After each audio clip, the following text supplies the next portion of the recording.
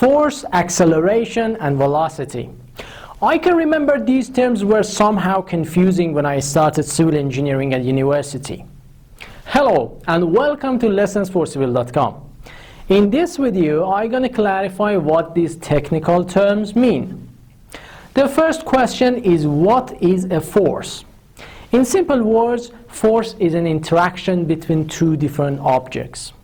When I press something, for example, my hands is applying a force that is usually called pressure. Force are everywhere. Either you pull a rope or walk on the street, in both cases, you're applying a force. Amazingly, even if you do nothing, you're under the gravity force applied by the planet. We call this force gravity force or weight. Generally, some forces need physical contact to be applied. These forces are called contact forces.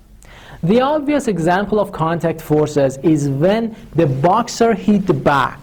As soon as his punch touches the bag, the contact force occurs. On the other hand, other forces such as electromagnetism and nuclear power are non-contact forces, which means they do not need contact to occur. This magnet, for example, can apply a force on the iron bar from a distance. So in this case, no contact is required. The second important question is how to quantify a force. It's blatantly obvious that we cannot tell this force is big, but that one is bigger. We need to report their magnitude, their direction, and their points of application. By using these three parameters, we can represent a force by drawing a vector. For example, to show the weight of something, we can draw a downward vector. This force is downward because the direction of the gravity is always toward the center of the earth. The length of this vector shows the amount of weight. And finally, I can assume that the gravity is applied at the center of gravity of the object. Okay, I think some of you may get confused by the concept of center of gravity. So I think it's a good idea to explain it a bit more.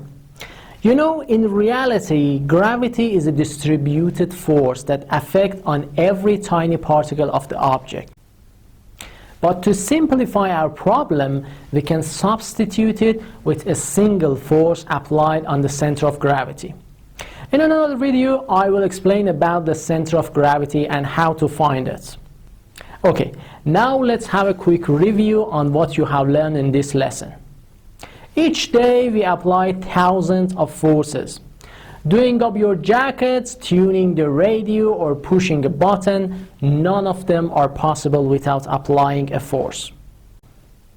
Even if we do nothing, the earth keeps us under the gravity force. Otherwise, we fly around like astronauts. Vectors are the best way to represent the forces. They can show the direction, the magnitude, and the point of application. Okay, I think that's enough for this mini lesson. In another lesson, I will show you how to draw the free body diagram and how to calculate the resultant of several forces. So until then, take care.